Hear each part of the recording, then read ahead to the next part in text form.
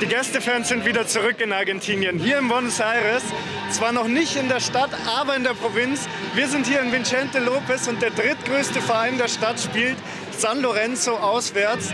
Quasi die Hälfte des Stadions an Tickets wurde an die San Lorenzo-Fans gegeben. Es ist schon vorher eine wahnsinnige Stimmung. Die Busse sind reingefahren und hatten Pyrofackeln. Es ist mega geil hier. Schaut mal, die ganze Kurve ist voll. Ich freue mich auf eine Riesenstimmung. Das hier ist Grounded Stories. 12 Jahre lang war der argentinische Fußball ohne Gäste. Ohne Farben, ohne Gesänge, ohne Provokationen, ohne die zweite Hälfte der Emotionen. Jetzt sind sie wieder da. Langsam, vorsichtig und unter strengen Auflagen. In diesem Video geht es um die Rückkehr der Auswärtsfans in Argentinien. Warum sie verschwunden sind und warum sie wieder da sind. Wer sie will und was es bedeutet, wenn in Argentinien wieder beide Seiten singen.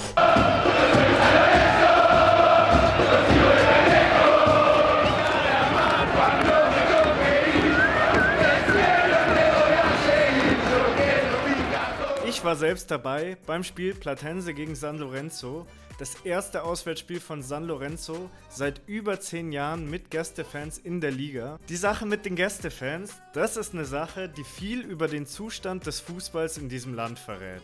Und wir sind mittendrin und wollen in dieser Folge tief eintauchen. Wir schauen uns an, warum es überhaupt zu diesem Verbot kam und was jetzt anders sein soll. Kommt mit in eine spannende Folge und in ein super Spiel. San Lorenzo das erste Mal wieder auswärts seit über 10 Jahren in der Liga. Großartig. Also viel Spaß bei dieser Folge. Das hier ist die zweite Folge von Grounded Stories. Die Geschichte, warum es keine Gästefans mehr in Argentinien gibt, die ist etwas länger. Es führt nämlich letztendlich nicht ein Ereignis, sondern eine Folge von mehreren Ereignissen dazu, dass in Argentinien keine Gästefans mehr erlaubt sind. Aber Argentinien wäre auch nicht Argentinien, wenn es nicht zu jeder Regel eine Ausnahme geben würde. Und einen Weg drumherum. Also es gab immer wieder Gästefans hier zu verschiedenen Anlässen und sie sind bis heute geblieben. Aber jetzt erstmal zu den Ereignissen, die zum Gästeverbot geführt haben. Wir sind in den 2000ern und Argentinien steckt wie so oft knietief in der Krise. 2001 ging sogar der ganze Staat pleite. Natürlich waren dann die sozialen Spannungen sehr hoch, weil viele Leute haben all ihre Ersparnisse von heute auf morgen verloren. Und ihr könnt euch vorstellen, wie das Klima in den Stadien war. Natürlich war das Stadion das einzige Ventil und für die Politik war es auch sehr willkommen, weil dieses Ventil konnte genutzt werden, um von den richtigen Problemen abzulenken. Und mittendrin waren die Barra Bravas. Ihr kennt die Barra Bravas, das sind die Ultras quasi von hier. Sie gibt es schon viel länger, sie sind streng organisiert. Und sie mischen auch in vielen Geschäften mit, Merchandising, Ticket, Parkplätze, was ihr euch so vorstellen könnt. Und es gibt natürlich auch interne Machtkämpfe und die werden schon immer hart ausgekämpft. Also bis dahin nichts Neues, aber ein paar Ereignisse gibt's, auf die sollten wir kurz gucken, die dazu geführt haben, dass das Verbot von Gästefans gefordert wurde, bis es dann 2013 letztendlich durchgesetzt wurde. Wir schreiben das Jahr 2007 in der zweiten Liga, da hat Nueva Chicago gegen Tigre gespielt. Nach dem Abpfiff sind die Chicago-Anhänger aufs Feld gestürmt und ein junger Mann namens Marcelo Quejas wurde getötet. Es kam, wie ihr sehen könnt, zu richtig schlimmen Auseinandersetzungen zwischen beiden Fanlagern und die Sicherheitskräfte waren völlig überfordert. Keine Chance zu reagieren. Für uns sehr unglaubliche Bilder, aber sie passen in die Stimmung der Gesellschaft von damals. Dieser Moment gilt als Zäsur, ein Fußballtoter im Stadion. Zum ersten Mal beschließt die Liga also Gästeverbot für Nueva Chicago und Zwangsabstieg. 2 Jahre später dann das Spiel Chacarita gegen Atlanta. Das ist ein großes Derby hier in Buenos Aires. Die zwei hatten mal ein Stadion nebeneinander, sind meistens in der zweiten Liga und sind hart verfeindet. Da wurden Funktionäre angegriffen und danach hat das ganze Viertel gebrannt. Deswegen ist auch die Diskussion damals wieder um ein Gästefanverbot aufgeflammt. Auch hier schlimme Bilder und es kann von einem Sicherheitskonzept nicht die Rede gewesen sein. Und 2013 dann das Spiel, warum es letztendlich Gästefanverbote gibt. Nämlich hat am 10. Juni 2013 Lanús aus der Provinz Buenos Aires bei Estudiantes de La Plata in der Hauptstadt der Provinz Buenos Aires, La Plata, gespielt. Und nach dem Spiel kam es zu Auseinandersetzungen mit der Polizei. Also nicht mit den Heimfans, sondern mit der Polizei. Das ist ganz wichtig. Auch hier einfach komplette Überforderung mit der Aggression der Fans. Und da kam es dann zu Schüssen durch die Polizei mit Gummigeschossen und das aus nächster Nähe in dem Brustkorb eines Fans. Die genauen Bilder will ich nicht zeigen, aber sowohl Aggression als auch Reaktion waren völlig unnötig. Javier Gérés, 38 Jahre alt und Familienvater, ist noch vor Ort gestorben. Am nächsten Tag war natürlich ganz Argentinien erschüttert. Alle sprachen von untragbarer Gewalt, wie es zu so einer Eskalation kommen kann. Und die erste Reaktion schon innerhalb der ersten 24 Stunden danach war, Gästefans werden verboten. Zuerst aber nur in der Provinz Buenos Aires, später im ganzen Land. Und es war nur eine vorübergehende Maßnahme, die galt aber doch über ein Jahrzehnt jetzt. Es war einfach die erste Reaktion der Politik und wenn man die Barras bzw. die Fans verurteilt, sieht man sich in der Politik natürlich immer auf einer guten Seite. Es war natürlich eine sehr reaktionäre Maßnahme, die meiner Meinung nach nicht viel geändert hat, aber das schauen wir uns gleich noch genauer an. Was mir wichtig ist zu erwähnen, der Polizist, der den Fan getötet hat, wurde freigesprochen, also nicht verurteilt. Und an den Polizeimaßnahmen hat sich letztendlich auch gar nichts geändert, weil erst dieses Jahr bei den Rentnerprotesten ein Journalist von eben so einem Gummigeschoss am Kopf getroffen wurde. Also die Maßnahmen sind auch 10 Jahre später weiter noch die gleichen. Also daran hat sich nichts geändert, nur in den Fußball, da wurde erheblich eingegriffen. Die Idee war ziemlich einfach. Wenn keine Gästefans mehr im Stadion sind, gibt es auch keine Gewalt mehr. Natürlich wurde aber am Herz des argentinischen Fußballs operiert. Die Gästefans sind ein elementarer Bestandteil eines jeden Fußballspiels, das weiß man. Und in Argentinien die Emotionen noch höher kochend und der Fußball ist ein Riesenteil der Gesellschaft. Also man hat schon in die Gesellschaft erheblich eingegriffen. Aber die Gewalt hat sich nur verlagert in die Barra Bravas, vor die Stadien. Und eine Statistik spricht da Bände und ist sehr schockierend, wie ich finde, nämlich zwischen 2013 und 2023, in der Zeit, in der die Gästefans verboten waren, starben trotzdem 71 Menschen rund um den argentinischen Fußball, was ich 71 Menschen zu viel finde. Diese Statistik aus fußballrelevante Verbrechen wird immer hergezogen, wenn es um den argentinischen Fußball geht.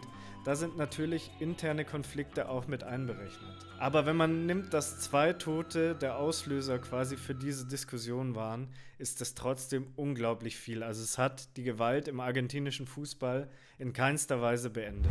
Wer schon mal in einem argentinischen Stadion war, der weiß, hier ist die großartigste Stimmung der Welt. Da brauchen wir nicht drum herum reden.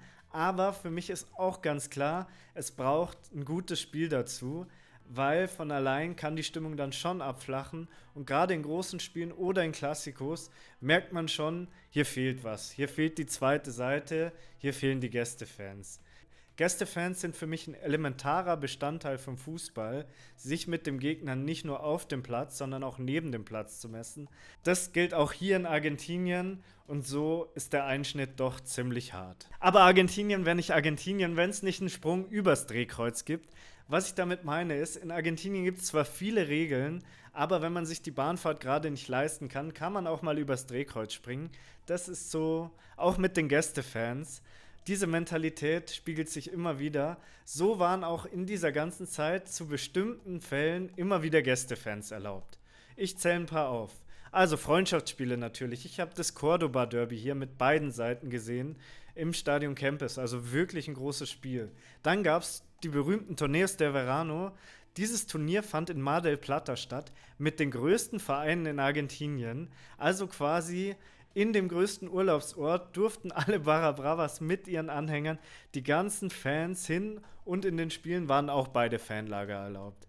Also Gewaltprävention war hier nicht immer das oberste Credo. So ehrlich muss man sein. Auch in internationalen Spielen, im Copa Libertadores und im Copa Sudamerika waren immer Gästefans erlaubt, wenn sie aus anderen Ländern kommen. Wenn 2 argentinische Mannschaften gegeneinander gespielt haben, dann musste es nochmal entschieden werden von den Behörden, vom Verband.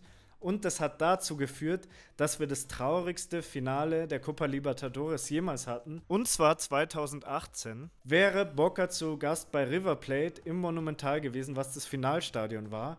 Deswegen wurde kurzerhand entschieden, okay, wir haben 2 Finals, Hin- und Rückspiel. Einmal in der Bombonera, einmal bei River Plate im Monumental. Da kam es zu einer Gewalteskalation beim Rückspiel, nämlich wurde der Mannschaftsbus angegriffen. Klar, es waren keine Gästefans da, dahin hat sich die Gewalt kanalisiert und letztendlich hat es dazu geführt, dass dieses Finale in Madrid gespielt wurde. Also wirklich traurig und wieder Gewalt, auch ohne Gästefans. Ein sehr, sehr trauriger Tag für den argentinischen Fußball. Und dann gibt es noch eine dritte Ausnahme, das ist der Copa Argentina und das ist quasi der DFB-Pokal von hier.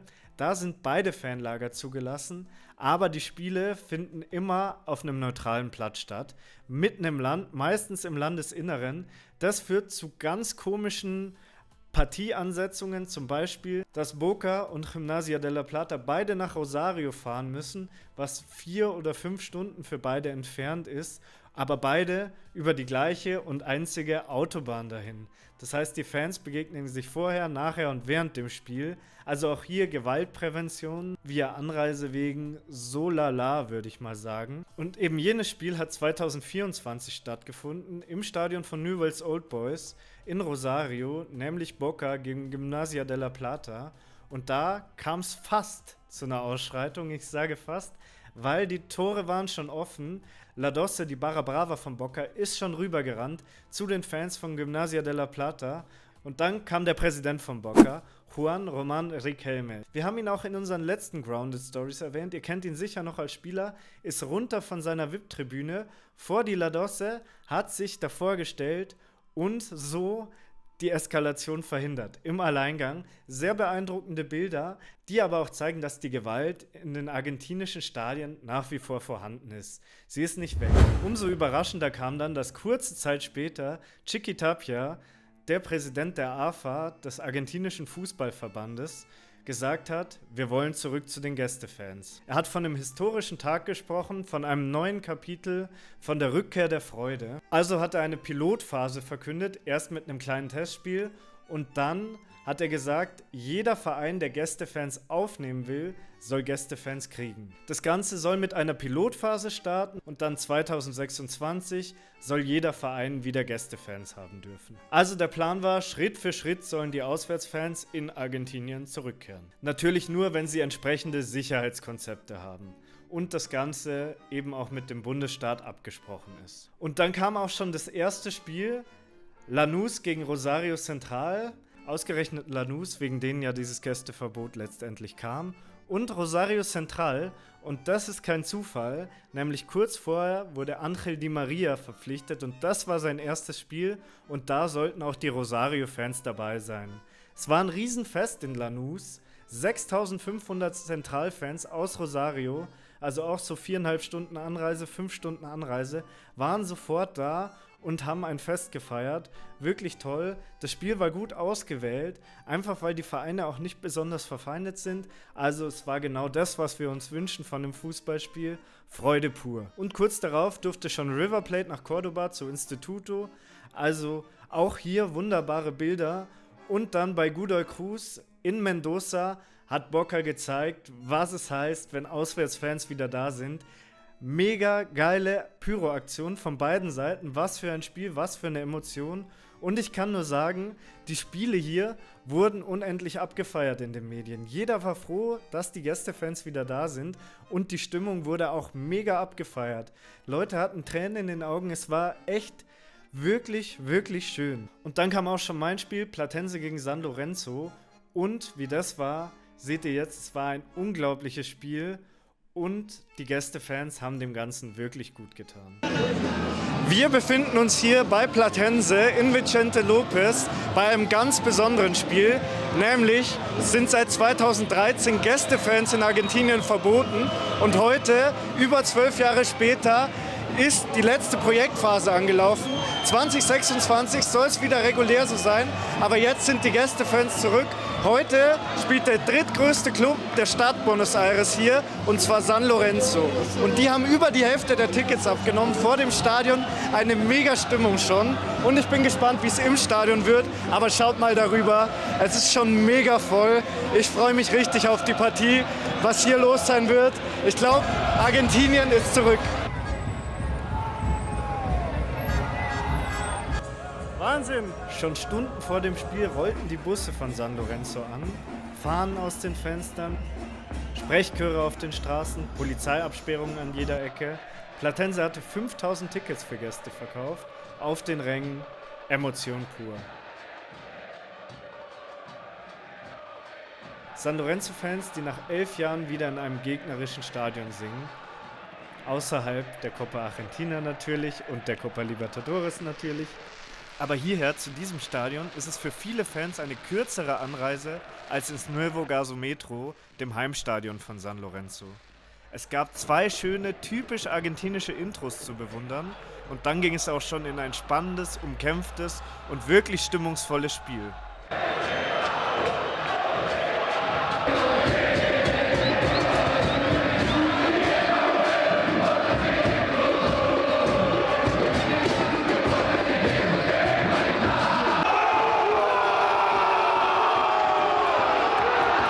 Platense ging früh in Führung und was heute auf keinen Fall fehlen durfte, der Gruß in Richtung Gästeblock.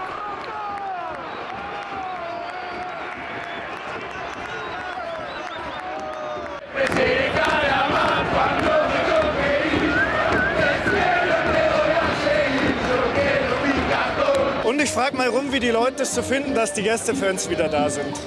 A mí particularmente me gusta, siento que le da un folclore, una música distinta al partido y ojalá que sea con paz, ¿no? Lo más importante es que las dos bandas se canten, disfruten el partido y que no haya violencia, lo más importante. Mucho más lindo, espero que no haya violencia, pero es mucho la mística, esa alegría, más allá de la rivalidad, esa alegría.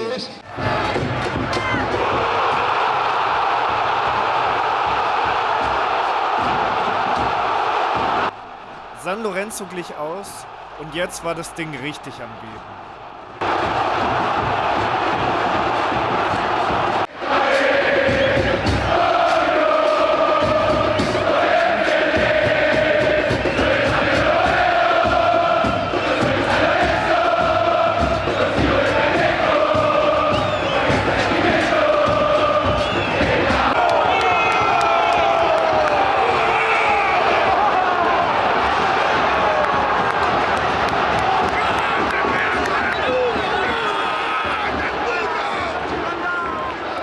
Aber gleich danach das 2-1 für Platense, aber das war heute eher Nebensache.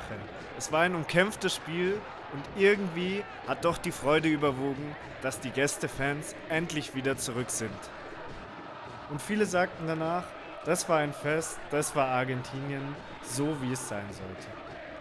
Interessant ist, der Neustart fand nicht in der Hauptstadt statt, sondern in der Provinz von Buenos Aires und in anderen Provinzen wie Córdoba und Mendoza. Nur zur Einschätzung, wo wir sind. Wir sind hier in der Provinz Buenos Aires. Da hinten die Häuser sind aber schon in der Stadt Buenos Aires. Das heißt, wir sind eigentlich mittendrin. Und hier dürfen jetzt schon Gästefans hin. Das wird immer pro Spiel gesagt. Und San Lorenzo durfte heute Fans mitbringen. Es macht mega Spaß und ist mega viel los hier. Und die Provinz Buenos Aires, die haben wir hier schon öfter gehört. Einfach, weil sie bei den meisten Ausschreitungen der Austragungsort war. Und deswegen war es besonders interessant, dass gerade die Provinz Buenos Aires, die lange als unregierbar galt und immer noch gilt, als dieses Testgebiet ausgewählt wurde. Und eben genau da wollte man zeigen, dass man sofort dabei ist, dass man das stemmen kann, dass man alles im Griff hat. Gouverneur Axel Kicillof, ich hoffe, ich habe es richtig ausgesprochen, weil der könnte bald der nächste Präsidentschaftskandidat hier in Argentinien der Peronisten werden, unterstützte dieses Projekt offen. Natürlich war es auch ein Signal der Provinz Buenos Aires an die Stadt Buenos Aires: Wir schaffen das, was ihr euch nicht traut. Und die Rückkehr der Gäste hatte nicht nur diesen Vater, sondern hat viele Väter. Für die Politik war der Fußball schon immer ein Mittel, um von der Politik abzulenken. Ist es auf der ganzen Welt, ist es hier in Argentinien besonders. Deswegen hatte natürlich auch die Regierung so ein bisschen Interesse zu zeigen, hier ist wieder alles normal. Wir haben nicht nur die Inflation angehalten, sondern auch im Fußball herrscht wieder Normalität. Das sollte das große Signal sein. Und auch der AFA-Präsident Chiqui Tapia hat natürlich großes Interesse daran, dass hier wieder Normalität herrscht. Er will sich nicht nur als der verkaufen, der die Weltmeisterschaft geholt hat, er will sich auch als der verkaufen, der die Gästefans wieder zurückgebracht hat. Hier herrscht Normalität, hier kommen die Stars wieder hin und hier kann man mit beiden Seiten ein tolles Spiel genießen. Natürlich wertet das die Liga auch auf als Gesamtprodukt. Mit Gästefans kriegt man schönere Bilder, kriegt man mehr Medieninteresse, wie man jetzt schon gemerkt hat, und kriegt man natürlich eine wertigere Liga. Das ist ganz wichtig. Und noch ein Punkt ist für Chiqui Tapia, den AFA-Präsidenten, sehr wichtig, nämlich die Stimmen der kleinen Clubs kriegt man so. Und da kommen wir gleich zu der dritten Partei, die wirklich Interesse hat, und das sind die kleineren Clubs. Die können nämlich so, wenn sie gegen die größeren Clubs spielen, natürlich viel mehr Tickets verkaufen. Und deswegen stemmen sich auch nur die großen Clubs eigentlich dagegen, dieses Gästefanverbot aufzuheben oder sind skeptisch, weil sie ihre eigenen Fans auch nicht vergraulen wollen, weil die kriegen natürlich ihre Stadien ganz ohne Gästefans voll und wollen daran eigentlich auch nichts ändern, weil das bedeutet nur Stress. Und so bleibt es bis 2026 dabei: In der Stadt Buenos Aires werden Spiele ohne Gästefans ausgetragen und auch Clásicos bleiben erstmal davon ausgenommen. Ich finde es manchmal ein bisschen absurd, weil San Lorenzo hat ja bei Platense gespielt und das ist ja wirklich nur über die Straße von der Stadt Buenos Aires. Natürlich ist eine andere Polizei zuständig, keine Frage, aber dennoch ein bisschen absurd, weil die Anfahrten bleiben ja die gleichen. Also es macht so keinen Sinn, aber es macht vieles in Argentinien keinen Sinn, wie ich es dargestellt habe. Kommen wir dazu, wie ist es denn eigentlich gelaufen? Leider gab es nicht so viele Fans bei Auswärtsspielen wie erwartet, sondern eher ziemlich wenige. Manchmal können sich die Vereine nicht auf angemessene Preise einigen, manchmal erlaubt es der Verband doch nicht oder die Provinz. Also das ist nicht durchsichtig, nicht einheitlich und das finde ich schon mal schlecht geregelt, wenn man nicht weiß, ob Fans jetzt mit dürfen oder nicht und woran es eigentlich liegt. Zum Beispiel haben die Racing-Fans in einem tollen Spiel gegen River Plate ordentlich Pyro abgefackelt in der Copa Argentina und deswegen stand jetzt zur Diskussion, ob sie nach Banfield das erste Mal, wenn es möglich wäre, Auswärtsfans mitnehmen dürfen. Es sieht wohl danach aus, aber die Diskussion wurde trotzdem angestoßen. Letztendlich sind hier die Regeln nicht ganz klar und so gab es bisher nur wenige Auswärtsspiele mit Fans. Bisher hatten nur Rosario Central, Boca, River je 2 Auswärtsspiele und San Lorenzo 1. Also nur insgesamt 7 Auswärtsspiele mit Gästefans von 150 möglichen. Das ist nicht sehr viel. Also es ist doch eher Symbolpolitik als eine wirkliche Rückkehr. Einfach nur, weil Di Maria jetzt wieder spielt, damit die Rosario-Fans ihn auch mal live auswärts betrachten können? Das ist die große Frage. Es gab auch noch einen großen Rückschlag und der fand bei einem Spiel statt, das gar nichts mit dieser Pilotphase zu tun hat, sondern mit einer der vielen Ausnahmen, nämlich ein Spiel in der Copa Sudamericana. Das war ein Spiel von Independiente gegen La Universidad aus Chile, La U genannt. Und zwar war das die größte Gewalt in einem argentinischen Stadion seit Jahren. Rund 3000 chilenische Fans waren dabei und die Organisation von Polizei und Verein war miserabel. Die 3000 Fans standen im Gästeblock, ohne Netz, ohne alles, direkt über einem Teil der Independiente-Fans. Und sie haben das gemacht, was man auf keinen Fall machen sollte, wenn man in so einem Block steht, was aber schon einige Male passiert ist, aber nicht in dieser Intensität. Sie haben einfach alles nach unten geschmissen, was sie in die Hände bekommen haben. Also irgendwann sind Teile von den Klos, von der Keramik darunter geflogen, auf die Leute, sodass das Spiel unterbrochen werden musste. Die La U-Fans wurden gebeten, heimzugehen. Daran haben sich nicht alle gehalten und so hat die Barra von Independiente dann Selbstjustiz geübt. Sie sind in den Block eingedrungen und haben die La U-Fans ordentlich verprügelt. Die haben natürlich geschaut, dass sie wegkommen. Ein Fan hat es versucht über den Zaun und ist dann ungefähr 10 bis 15 Meter in die Tiefe gefallen und hat das Ganze nur mit sehr viel Glück überlebt. Also kein weiterer Toter beim argentinischen Fußball, aber trotzdem der Blick in die argentinischen Stadien und die Gewalt dort und das ausgerechnet in der Pilotphase in der Provinz Buenos Aires. Ihr konntet es euch schon denken. Das war natürlich ein herber Rückschlag und wir sehen mal, wie es weitergeht. Zusammengefasst, Argentinien steckt 2025 in vielen Umbrüchen. Politisch, wirtschaftlich, im Fußball, überall. Natürlich wünschen sich alle die Gästefans zurück, aber viele haben auch berechtigterweise Angst, dass dann wieder vermehrt Gewalt in die Stadien zurückkehrt, die sich vorher nach außen verlagert hat, aber nie ganz beendet wurde. Und ich glaube, es ist hier einfach auch nicht lösbar. Gewalt wird immer wieder aufkommen, gerade im Umfeld vom Fußball. Wie immer in Argentinien liegen die Extreme nah zusammen. Die Maßnahme war letztendlich die Bekämpfung eines großen Symptoms, aber die Wiedereinführung ist es ebenfalls. Die gleichen Player wittern wieder Vorteile, denn die Lage hat sich nicht entscheidend verändert. Dennoch, die ersten Spiele mit Gästen verliefen fast alle friedlich. Teilweise Feste der Fußballkultur, von allen bejubelt. Die Zwischenfälle bei Independiente haben aber auch gezeigt, dass die Sicherheitskräfte und die Stadien teilweise unterirdisch organisiert sind. Was passiert jetzt? Chiquitapia und die AFA wollen bis 2026 weitere Spiele freigeben. Vielleicht auch die ersten in der Hauptstadt, aber nur, wenn es weiterhin so ruhig bleibt. Die Behörden haben angekündigt, jede Woche neu zu bewerten und wenn irgendwas passiert, dieses Projekt gleich komplett auf Eis zu legen. Also es ist auf sehr fragilen Füßen, aber vielleicht, nur vielleicht, ist ja diesmal alles anders, auch wenn die Vorzeichen, wie immer, nicht besonders gut stehen. Vielleicht hat Argentinien ja gelernt, dass mit beiden Seiten der Fußball nicht nur gefährlicher, sondern auch schöner sein kann, wenn beide wissen, was sie zu verlieren haben. Und noch in diesem Monat finden in Argentinien Wahlen statt. Erst dann wird man sehen, wie ernst die Akteure die Normalität gemeint haben oder ob alles nur Wahlgetöse war. Als ich das Spiel in Vicente López verlassen habe, standen Hunderte von San Lorenzo-Fans auf der Straße, Busse, Gesänge, Rauch, Fahnen, keine Gewalt, nur Freude. Und auch die Heimfans meinten, wie toll sie es finden, dass endlich wieder Gästefans da sind. Auch die kleinen Provokationen gehören dazu und sind ein großer Teil des Fußballs und ich fand es wunderschön, wieder beide Seiten im Stadion zu sehen und ich hoffe, das sehen wir noch sehr oft, die bisherigen Auftritte waren super, denn am Ende gilt, ohne Rivalität, ohne Lieder der anderen Seite, ohne diesen Klang aus zwei Farben, ist es nur halb so schön. Das war Grounded Stories, Folge 2, unsere Match Reports, seht ihr hier auf YouTube. Außerdem könnt ihr unseren Grounded Podcast auf Football Was My First Love hören. Da gibt es immer Montagabend eine neue Folge nach argentinischer Zeit. Also am besten hört ihr Dienstagmorgen rein. Also viel Spaß damit. Folgt uns auch auf Instagram, lasst hier ein Abo da und seid Teil der Grounded-Welt. Wir freuen uns immer über Fotos und Berichte, die uns eingeschickt werden. Also viel Spaß und das nächste Mal im Match Report geht's nach Brasilien.